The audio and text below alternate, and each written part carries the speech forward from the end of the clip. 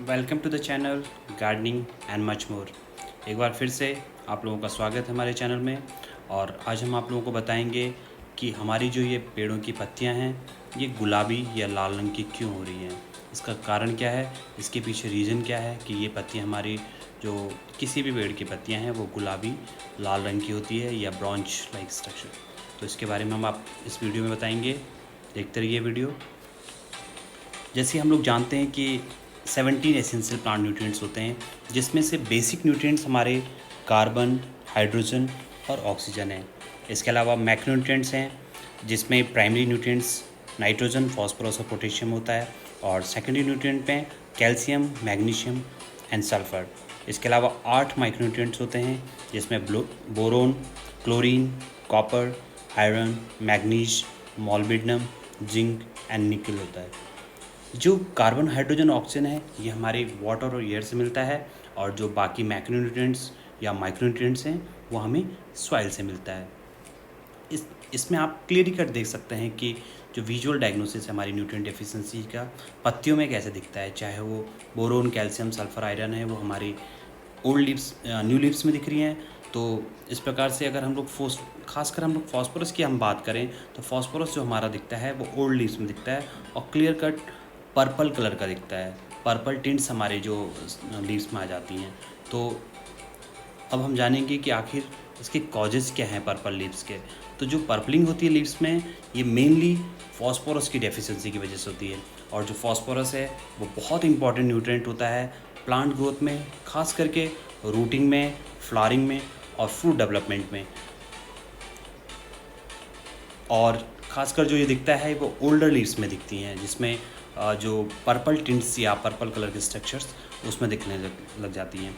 तो ये ज़रूरी नहीं है कि अगर आपकी पत्तियों में इस प्रकार का स्ट्रक्चर्स दिख रहे हैं, इस प्रकार का कलरेशन हो रहा है पर्पल कलर का, तो फिर हम फॉस्फोरस को सॉइल में ऐड कर दें। हो सकता है कि इसके पीछे और कुछ कारण हो सकता है। हो सकता है कि जो हमारी पत्तियां हैं, हमारे पेड़ हैं, हमारा प्लांट है, वो न्यूट्रिएंट्स को प्रॉपरली एब्जॉर्ब नहीं कर पा रहा है। तो इसके बहुत सारे कारण हो सकते हैं। और जनरली क्या होता है कि आपको इस प्रकार की पत्तियां दिखती हैं तो लोग फॉस्फोरस को ऐड करते हैं। तो बहुत ज़्यादा फॉस्फोरस, हाईली फॉस्फोरस भी टॉक्सिक भी हो सकता है। तो फॉस्फोरस की डेफिशिएंसी विजुअली जो हमारे लीव सिम्टम्स दिखते हैं वो जनरली ऑटम में, जो ऑटम सीजन में जो लीव्स होती हैं वो ब्रॉन्ज लाइक स्ट्रक्चर या पर्पल टिंट्स हो जाती हैं।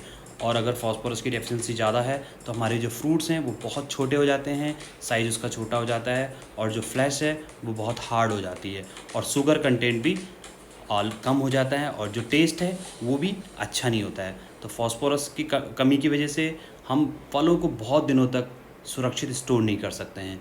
तो इस प्रकार के स्ट्रक्चर्स आपको दिखेंगे, चाहे वो आड़ू में दिखें, लीची में दिखे, मैंगो में दिखें, किसी भी पत्तियों में आप देख सकते हैं कि जो नीचे की पत्तियां हैं, ओल्डर लीव्स हैं, वो पर्पल कलर की हो रही हैं। आप चाहे ग्रेप्स में देखें, इस प्रकार का रेड कलरेशन लीव्स में आ रहा है, वेन्स भी इनकी रेड हो रही है।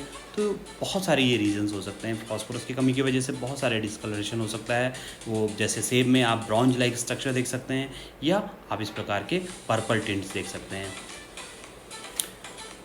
जो फॉलेज है या जो स्टेम है बहुत डार्क ग्रेइश ग्रीन कलर का हो जाता है, और जो शूट ग्रोथ है वो रिस्ट्रिक्टेड हो जाती है।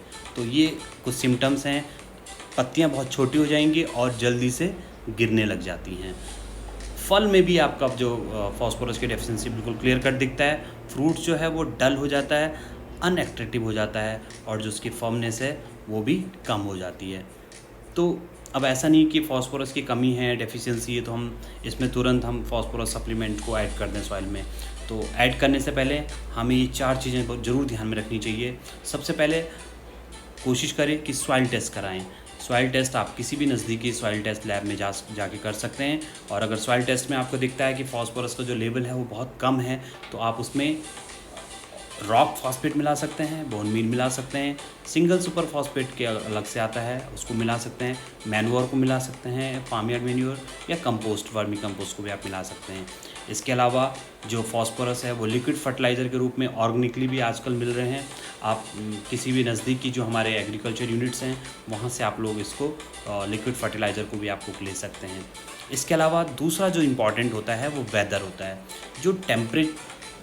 जो खासकर विंटर टाइम में आप देखते होंगे कि एक एग्जांपल हम अमरूद का लेके चलते हैं, जो एवरग्रीन प्लांट है, उसमें आप देखेंगे कि जो अमरूद है वो अमरूद की जो पत्तियाँ होती हैं वो सर्दियों में, विंटर टाइम में पर्पल कलर की हो जाती हैं, डिस्कलरेशन हो जाता है, उसमें ग्रीन से पर्पल हो जाता है।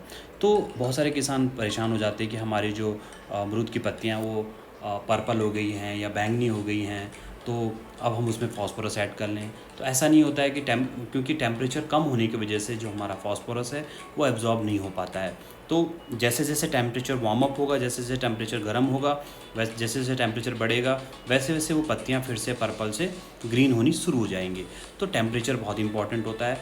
और इसके अलावा वेट सॉइल, अगर जैसे आजकल बरसात के टाइम में बहुत ज़्यादा नमी हो जाती है मिट्टी में, बहुत ज़्यादा वेट हो जाता है, तो खासकर हमारे जो स्टोन फ्रूट्स होते हैं, पीच, प्लम, एप्रिकॉट्स, इनमें आप देखेंगे कि जो पत्तियां हैं वो पर्पल कलर की होने लग जाती हैं जहाँ पर पानी की मात्रा ज़्यादा होती है। तो ऐसी जगह पे आप जैसे जैसे वो ड्राई कंडीशन होगा, या आप उसमें सैंड भी मिला सकते हैं, थोड़ा सा पानी की निकासी करें, ड्रेनेज प्रॉपर ड्रेनेज करें, बेसिन्स को थोड़ा सा ऊंचा बनाएं ताकि जो पानी है वो उसमें रुके ना। तो जब वेट सॉइल का कंडीशन दूर हो जाएगा तो अपने आप ही वो जो डेफिशिएंसी जो दिख रही है पेड़ में वो दूर हो जाएगी। इसके अलावा थर्ड, सॉइल पीएच जरूर देखें। अगर हमारी मिट्टी हाईली एसिडिक है तो फॉस्फोरस अपटेक भी कम हो सकता है, तो इसलिए एसिडिक सॉइल में ये प्रॉब्लम आ सकती है। चौथी चीज़ है आयरन लेवल। अगर आयरन हमारी मिट्टी में, हमारी सॉइल में ज़्यादा है तो फॉस्फोरस का अपटेक भी कम हो जाता है, या प्लांट एब्जॉर्ब करना फॉस्फोरस को कम एब्जॉर्ब करता है। तो ये सब चीज़ें देख लीजिए। अगर आपका सॉइल टेस्टिंग में वाकई फॉस्फोरस कम आता है तभी आप फॉस्फोरस को एज ए सप्लीमेंट यूज़ कर सकते हैं, ऐड कर सकते हैं। एक एग्जांपल मैं लेके चलूँगा, जैसे एप्पल के ट्री में फर्स्ट ईयर में 35 ग्राम फॉस्फोरस रिकमेंडेड है, और जैसे जैसे उसकी ग्रोथ बढ़ती जाती है सेकंड ईयर में दुगुना हो जाएगा, और 10 ईयर्स तक उसका 10 टाइम्स हो जाएगा, यानी कि 350 ग्राम्स आपका फॉस्फोरस आप ऐड कर सकते हैं। और फॉस्फोरस ऐड करते समय FIM के साथ आप दिसंबर जनवरी में जब बेसिन प्रिपरेशन करते हैं, जब थावला बनाते हैं, उसी समय आप फॉस्फोरस को या पोटेशियम को FIM के साथ ऐड कर सकते हैं।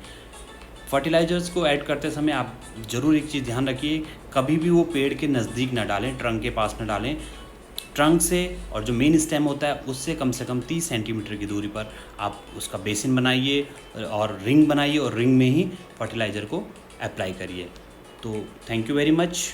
आपको ये वीडियो कैसा लगा, आप इसको ज़रूर कमेंट करें, लाइक करें और औरों से भी शेयर करें, और हमारे चैनल को सब्सक्राइब ज़रूर करें। हमारे चैनल गार्डनिंग एंड मच मोर को सब्सक्राइब करें। Thank you very much.